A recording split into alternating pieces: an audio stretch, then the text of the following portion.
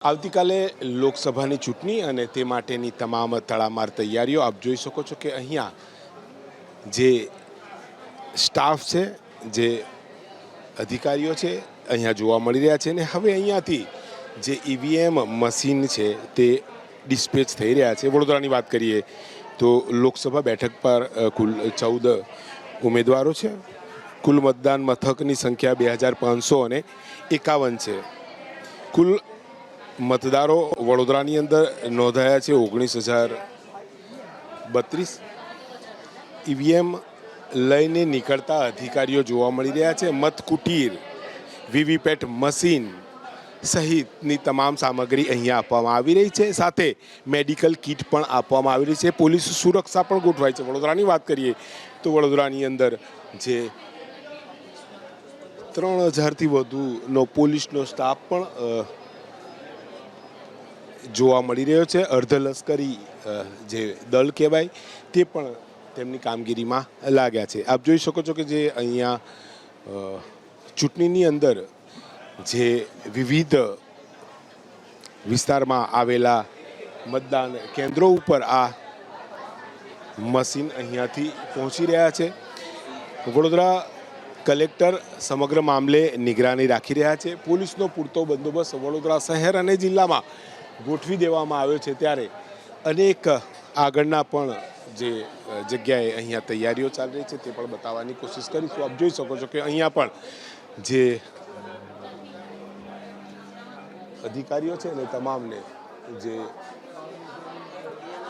વ્યવસ્થાઓના ભાગરૂપે મતદાન કુટીર, VVPAT machine, EVM machine સહિત તમામ વસ્તુઓની અહીંયાથી ડિસ્પેચ કરવામાં આવી રહી છે. કુલ મળીને વાત કરીએ તો વડોદરાની અંદર જે તમામ તડામાર તૈયારીઓ થઈ ચૂકી છે અને આવતીકાલે જ્યારે મતદાન શરૂ થશે તે પહેલાં તમામ કેન્દ્રો ઉપર આજે જે વીવીપેટ મશીન સાથે તમામ મતદાન મથકની અંદર જરૂરી સામગ્રી પહોંચી જશે.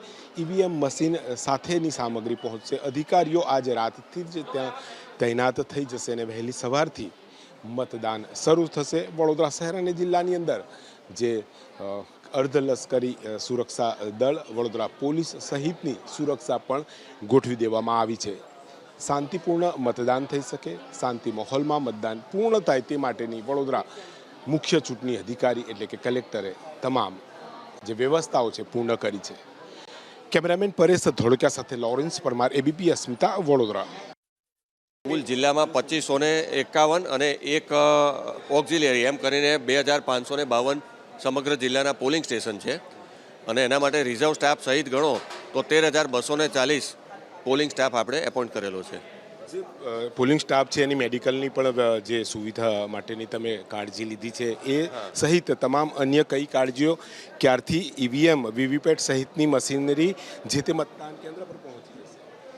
હા, જે ઈવીએમ સહિતની જે મતદાન સામગ્રી છે એ આજે જ બપોર સુધીમાં બધા મતદાન મથકો ઉપર પહોંચી જશે.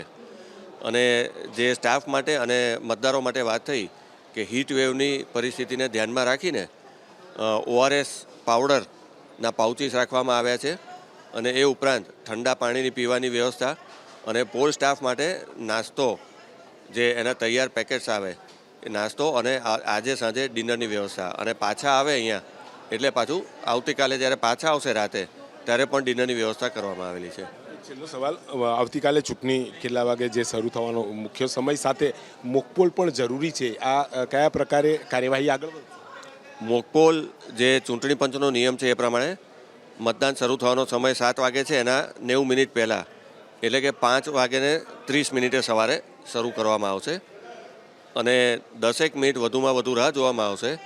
જો કોઈ પોલિંગ એજન્ટ ના આવ્યા હોય તો 10 મિનિટ પછી એટલે કે 5:40 પણ મોકપોલ ચાલુ કરી દેવાનું થાય. સુરક્ષાની મામલે અતિ સંવેદનશીલ વિસ્તાર છે, કયા પ્રકારની વ્યવસ્થાઓ ખાસ કરીને સુરક્ષાને લઈને વડોદરા પોલીસ તો છે, સાથે બહારથી કઈ કંપનીઓ અહીંયા તૈનાત? CAPF, પંજાબ પોલીસ અને તામિલનાડુ પોલીસ, એટલે આ રીતનું પોલીસ પણ બહારથી આવેલી છે. અને CAPFમાં પણ એની ટુકડીઓ આવેલી છે. અને જે સંવેદનશીલ મતદાન મથકો છે, ક્રિટિકલ પોલિંગ સ્ટેશન જેને કહેવામાં આવે છે, તો ત્યાં જ્યાં શક્ય છે ત્યાં CAPF રાખવામાં આવ્યા છે સીએપીએફ ના મળી શકે પૂરતી સંખ્યામાં ત્યાં તામિલનાડુ અથવા તો જે અધર સ્ટેટની જે પોલીસ આવી છે એને રાખવામાં આવી છે. એ સિવાય આમ પોલીસ ગાર્ડ રાખવામાં આવ્યા છે અને માઇક્રો ઓબ્ઝર્વર પણ રાખવામાં આવ્યા છે અને કુલ 864 જે સંવેદનશીલ મતદાન મથકો છે, ક્રિટિકલ પોલિંગ સ્ટેશન્સ, એ અને એ સિવાયના થઈને કુલ 1278 મતદાન મથકોમાં વેબકાસ્ટિંગની વ્યવસ્થા પણ રાખવામાં આવેલી છે. લોકશાહીનું પર્વ છે, મતદારોને શું અપીલ સાહેબ? ખાસ એ જ અપીલ કરીશ જે સતત અમે કરતા રહ્યા છે ચૂંટણી તંત્ર તરીકે, કે મહત્તમ મતદાન થાય અને લોકશાહીનો અવસર છે એ ધામધૂમથી મહત્તમ મતદાન કરીને ઉજવવામાં આવે.